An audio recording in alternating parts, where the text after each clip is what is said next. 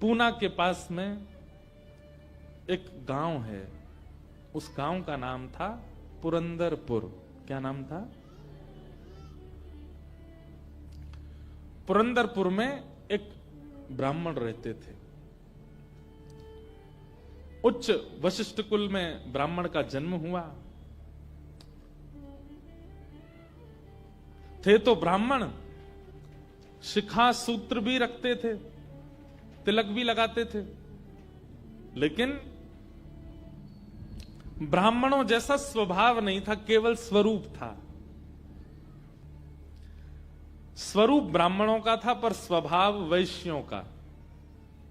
वैश्य मतलब हमारे बनिया भाई लोग, उनके जैसा उनका व्यवहार था। कैसा? व्यापार करते थे, धन देते थे, उस पे क्या बोलते हैं उसको, ब्याज पे, ब्याज पे धन देते थे लोगों को, और अपना गल्ला खोल रखा था, गल्ले पे बैठते थे। ब्राह्मण का नियम है संध्योपासन करना चाहिए, यज्ञ करना चाहिए, अध्ययन करना चाहिए, ग्रंथों का अवलोकन करना चाहिए, पर ये सब कुछ नहीं करते थे। सुबह उठे, केवल तिलक लगाया, स्नान करके चोटी शिखा बांधी और सीधे अपने गल्ले पे पहुंच जाते थे। उनको दिन भर का यही, क्या देना है देते रहो। और इन सबके साथ साथ महाकंजूस, खूब धनवान थे। भगवान की कृपा से उन पर ब्याज का इतना धन आता था कि वो पूरे पुरंदरपुर गांव को अकेले भोजन करा सकते थे। पर इतने कंजूस थे, इतने कंजूस थे, दूध में अगर मक्खी भी गिर जाती तो दूध छान के पी जाते थे।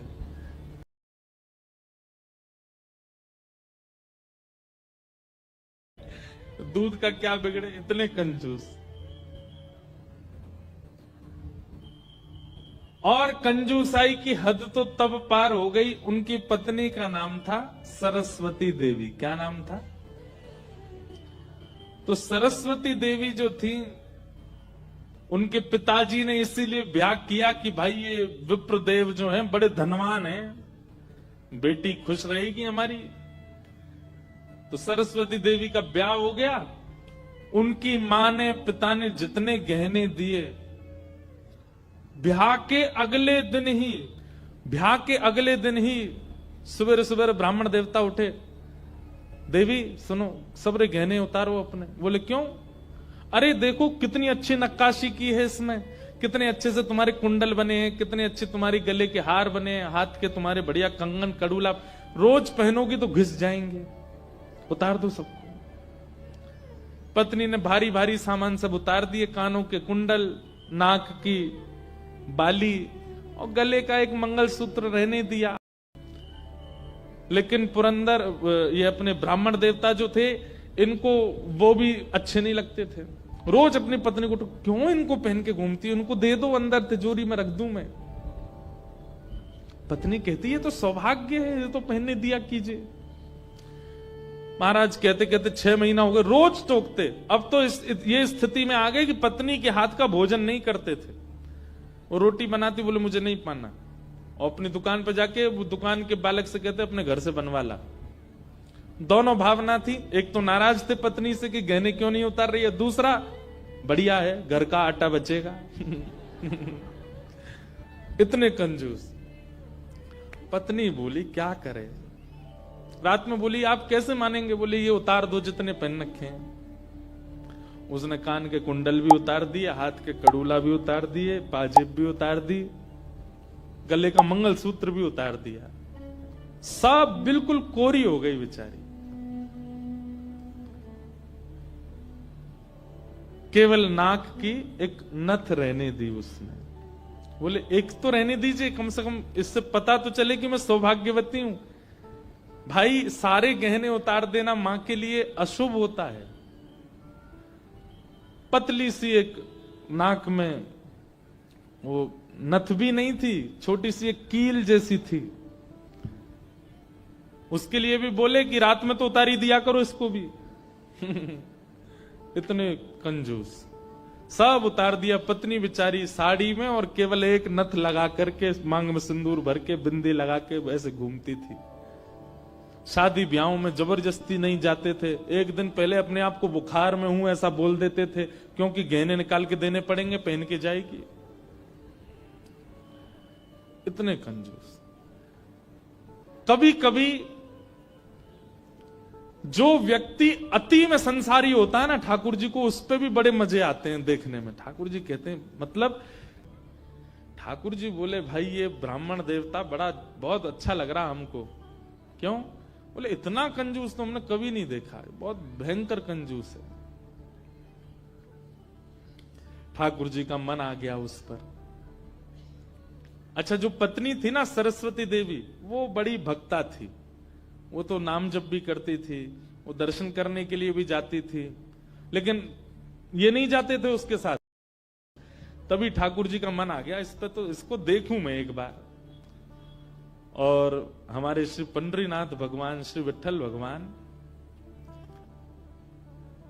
एक दीनहीन से ब्राह्मण का रूप धारण किया। फटी सी धोती पहनी, कुचैली मैली सी कुर्ता पहने और पुराना काला सा जनेऊ धारण किया, और महाराज ऐसी तिलक सा लगा करके बिल्कुल दीनहीन, झुर्रियां पड़ रही हैं मुखमंडल पर, और ऐसे हाथ जोड़ते हुए इनके दुकान पर पहुंच गए। रूप रंग देख करके ही पहले तो ब्राह्मण देवता समझ गए, बोले अरे ये और आ गया, ये कुछ देना वेना तो है नहीं, मांगेगा। कहो तन पे नहीं लगता, चल दिए कलकत्ता, क्या करने आए हो? ठाकुर जी बोले, बहुत गरीब ब्राह्मण हूं मैं, मेरी बेटी का ब्याह होने वाला है, अपनी पुत्री का ब्याह करना है मुझे, और मुझे ब्याह के लिए थोड़ी व्यवस्था चाहिए धन की। आप तो बहुत बड़े धनवान सेठ हैं, कृपा कर दीजिए ना, कुछ दे दीजिए मुझको, मैं अपनी बेटी का ब्याह कर दूंगा और थोड़ा ठीक हो जाएगा। या तो धन दे दीजिए, नहीं तो कुछ सामान दे दीजिए, सामग्री दे दीजिए, मैं उसी से कुछ ना कुछ तो व्यवस्था करूं। तो ये जो ब्राह्मण थे ना, ये जबरदस्ती रफू की हुई धोती और कुर्ता पहन के जाते थे कि कोई मांगने वाला आ जाए तो उसको दिखा दूं, देखो मेरे खुद के कुर्ता फटे, मैं तुमको कहां से दूं। तो ठाकुर जी को दिखाने लगे, ये देखो मेरी धोती यहां से उधरी हुई है, मेरा कुर्ता यहां से फटा हुआ, कैसे तुमको दूं, मैं खुद नहीं अपने नए खरीद पा रहा, तुमको कहां से दूं भाई। ये सब तो केवल बाहर का दिखावा है, मेरे पे कोई पैसा वैसा कुछ नहीं है, दूसरों का धन ले रखा है मैंने। भैया चलते बनो, कहीं और जाओ, किसी और से मांगो, भगवान करे तुम्हारी बेटी का ब्याह बहुत अच्छा हो। बोले मुझे या तो धन दीजिए, नहीं तो मैं यहीं बैठा रहूंगा। ठाकुर जी जिद पे आ जाएं तो उनको कौन हटावे। ठाकुर बोले मुझे धन दो, ऐसे तो नहीं जाऊंगा, मैं आपके दर पे आया हूं, कुछ तो लेके जाऊंगा, मेरी बेटी का ब्याह है। अंत में हार करके ब्राह्मण बोला, देखो मैं ऐसे नहीं देता हूं, कुछ लाओ, मेरे पास गिरवी रखो, पैसा ले जाओ, और जब पैसा हो जाए तो पैसा देके अपना सामान ले जाना, तुम पे है कुछ देने के लिए। ठाकुर जी बोले मुझ पे तो कुछ भी नहीं है, मुझसे कुछ काम करा लीजिए दुकान में, मैं ये कर दूंगा, आपकी साफ सफाई कर दूंगा, इतना कर सकता हूं, उसके बदले कुछ दे। बोले उसकी जरूरत नहीं है, सब है नौकर चाकर मेरे पास, मैं तुम्हें बस इतना कह सकता हूं, कोई मूल्यवान सामग्री दो, पैसा ले जाओ, और जब पैसा हो जाए तो पैसा वापस दे के सामग्री ले जाना। मतलब इतना भी दान नहीं कर सकता मैं।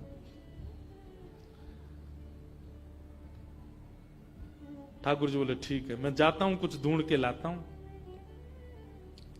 ठाकुर जी भी इतने खेलते हैं, ठाकुर जी जैसा खिलाड़ी नहीं है दुनिया में, इतना बड़ा खिलाड़ी कोई नहीं हो सकता। ठाकुर जी गए उस ब्राह्मण देवता के घर, और घर जाकर के द्वार पे खड़े होकर रोने लगे।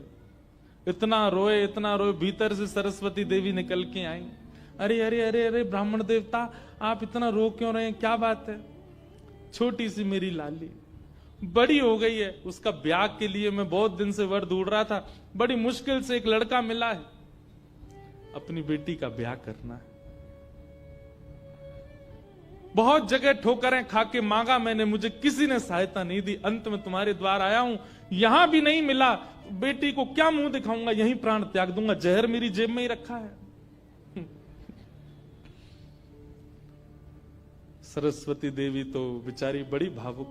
भक्त का इस स्वभाव है कि वो दूसरे की पीड़ा देख ही नहीं पाएगा, तब समझो वो भक्त है।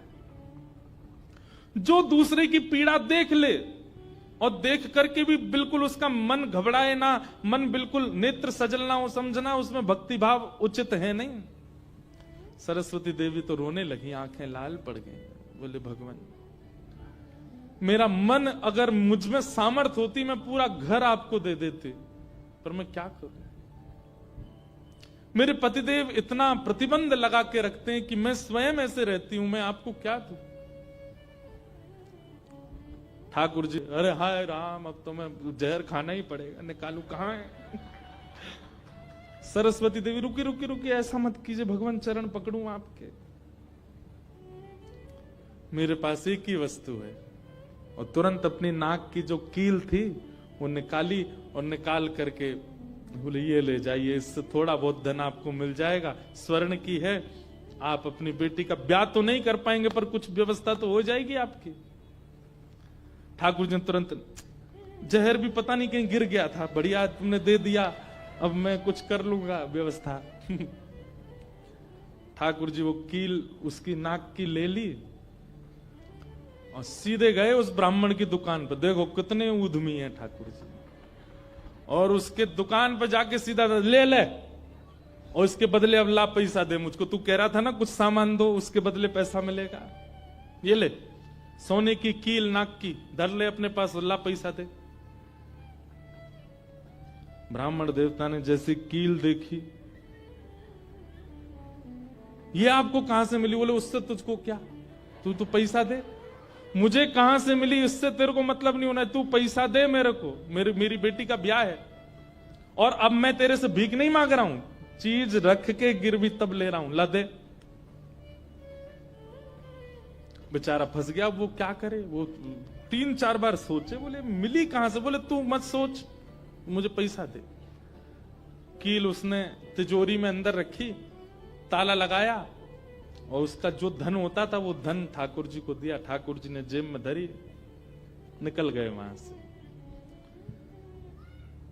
ब्राह्मण ने अपनी भुजा ऊपर करी, बोले इसको बताता हूं, ये बहुत दानवीर बनती है अपने मन में। मैंने इसको बोला था एक कील पहने, वो तो बहुत अच्छी कृपा मुझ पर ठाकुर जी की, जो मैंने इसके सारे गहने उतरवा दिए, नहीं तो सब दान कर देती।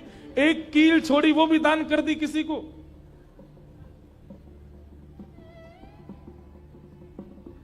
पहुंच गए।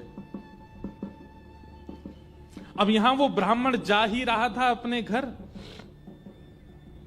उससे पहले दुकान का जो मुनीम था वो बेचारा सरस्वती देवी को बहुत मानता था, कभी कभी सहायता कर देती होंगी उसकी। वो सेठ जी से, इनसे ब्राह्मण देवता से पहले ही दौड़ के गया और जाके बोला, मैया आज बचो आप। बोले क्यों, आपने कोई कील दी थी किसी को? बोले हाँ दी तो थी, एक ब्राह्मण के ब्याह के लिए दे दी थी। क्या हो गया? उसने जाके वो आपके पतिदेव को ही दिया और बदले में ले गया पैसा। सरस्वती देवी, हाय नाथ अब नहीं बचूंगी, वो तो बहुत डांटेंगे। बोले वो आ रहे हैं, दुकान बंद कर दी उन्होंने, वो सीधे धोती चढ़ाए ऊपर चले आ रहे हैं सीधे, आप बचो। सरस्वती देवी बोली कहां जाऊं? हे पांडुरंगा, हे विठलनाथ, हे मेरे प्राणनाथ, मेरी रक्षा करो। ये कैसा नियम आपने मेरे आज जीवन में पहली बार तो कुछ दान किया, वो भी एक ब्राह्मण बेचारा अपनी हत्या करने पर तुला था तो मैंने किया। ये कैसा आपने खेल किया ठाकुर जी, कैसे भी मेरे पति को रोको। लेकिन इतनी डरती थी अपने पति से, इतनी व्याकुल हो गई, तुरंत विष ले लिया। बोली कि मैं उनका क्रोध नहीं सह पाऊंगी, उनकी मार पिटाई डांट नहीं सह सकती, उससे अच्छा तो मैं प्राण त्याग दूं अपने। और श्री पांडुरंग भगवान विठल की सामने सुंदर चित्रपट था, उसी के सामने नेत्र सजल हैं, हाथ में विष का प्याला लेकर के, और बस देखती जा रही है। बोले नाथ मैंने किसी और उद्देश्य से नहीं किया, केवल एक ब्राह्मण की पुत्री का ब्याह हो जाए इसलिए किया, मेरे पति मुझे छोड़ेंगे नहीं, इससे अच्छा मैं प्राण ही त्याग रही हूं। मुझे पता है शास्त्रों में प्राण आत्महत्या करना जघन्य अपराध है, पर मेरे पास और कोई उपचार नहीं है। और जैसे ही अपने मुख से लगा करके विषपान करने लगी, इतने में ही ऊपर से वो नाक की कील आकर के उसके पात्र में ही गिरी। और जैसी खन्न से आवाज हुई, नेत्र खोल करके देखा, भीतर अपने हाथ को डाल करके जैसे ही निकाला तो वही नाक की कील उसके हाथ में आ गई। और नाक की कील हाथ में आते ही इतने में ही वो ब्राह्मण का प्रवेश हुआ। प्रवेश होते ही उसने ढूंढने लगा, कहां है, कोई साधन मिले इसको बताता हूं। पत्नी सामने खड़ी थी, कहिए कहिए, आज कुछ कहूंगा नहीं, आज तो करूंगा, तू बता, तैने किसी को दान कैसे किया बिना मुझसे पूछे? तू क्या दान किया? तेरी नाक की कील कहां है बता। पत्नी ने अपना हाथ आगे किया, ये रे, तेरे पास कहां से आई? बोले मेरे पास ही थी। नहीं, ये तेरे पास नहीं है, ये तो मेरे पास वहां रखी है तिजोरी में भीतर, चाबी मेरी यहां डली हुई है, तेरे पास कहां से आई? बोले मेरे पास ही है, अब बहुत दिन से पहनी हुई थी, साफ करने के लिए उतारी थी थोड़ी सी। ऐसा हो ही नहीं सकता है, मैंने इसके बदले मूल्य दिया है एक ब्राह्मण को, और ये मेरी तिजोरी में रखी है, चाबी मेरे पास है। तो रुक, अभी रुक, मैं अभी जाता हूं। और कील अपने संगी लेके गया, गए, जाकर के दुकान खोली, तिजोरी जैसी खोल करके देखा उसमें वो कील थी ही नहीं, वो हाथ में थी। ब्राह्मण बोला, ये कोई स्वप्न नहीं है, ये कोई अचंबा नहीं है, ये कुछ और है। दौड़ करके घर आया, बोले मुझे सच बताओ क्या हुआ। पत्नी बोली सच बताऊं? बोले हाँ, मैंने ही ब्राह्मण को दी थी। हाँ, वो ब्राह्मण वृद्ध सा, उसके कुर्ते फटे थे, उसकी धोती उधरी सी थी। बोले हाँ, उसी को दी थी, वो मुझे दे के गया था और मैंने ये तिजोरी में रखी, तो फिर तेरे पास आई कैसे? बोले मुझे जब पता चला कि आप क्रोध करके आएंगे और मेरे को बहुत सुनाएंगे, डांटेंगे, मारेंगे, तो मैंने सोचा कि मैं इससे अच्छा तो अपने प्राण त्याग दूं। और मैं पांडुरंग के सामने रोते हुए विष लेकर के हाथ में पीने को हुई, इतने में ही आपका घुसना हुआ और ऊपर ना जाने कहां से वो नाक की कील आकर के इसमें गिर पड़ी। ये किसी और ने नहीं, और वो ब्राह्मण कोई और नहीं, साक्षात पांडुरंगा ही थे, वही आए थे, वही आए थे, वही ये सारी लीला करके गए हैं। मैंने जीवन भर भजन किया, जीवन भर विचार किया, दान करूं, पुण्य करूं, सत्कर्म करूं, यज्ञ करूं, पर आपने मुझे कभी अनुमति नहीं दी। अरे दुनिया के लोग कमाते हैं और दान करते हैं, पर हम कितने भाग्यशाली हैं कि स्वयं पांडुरंगा आए और आकर के हमारे कमाए गए धन को स्वयं लेकर के दान करवा के गए, ब्राह्मण बन के स्वयं अपने हाथ में लेकर के गए। ये आप पर और मुझ पर कृपा है। उसी समय ब्राह्मण ने मन में सोचा, मैंने जीवन में एक कार्य भी अच्छा नहीं किया, मैंने जीवन में एक कृत्य भी ऐसा नहीं किया जिससे ठाकुर जी मुझसे प्रसन्न हो, लेकिन मैं इतना अधम, इतना पापी, इतना दुष्ट, इतना अयोग्य, फिर भी मुझे ठाकुर जी ने इस योग्य समझा। और योग्य क्या समझा? मेरी दुकान पर आकर के ठाकुर जी याचना कर रहे थे कि मैं कुछ दे दूं। मैं कितना बड़ा दुर्भाग्यशाली कि ठाकुर जी मेरे द्वार पर आए और मैंने कुछ नहीं दिया उनको, उनसे हट किया, उनसे कहा कि कुछ लेके आओ तभी तुमको दूंगा। मेरी वजह से ठाकुर जी को श्रम सहना पड़ा। कितने कृपालु हैं बंधुओं, ठाकुर जी आपके अवगुण नहीं देखते।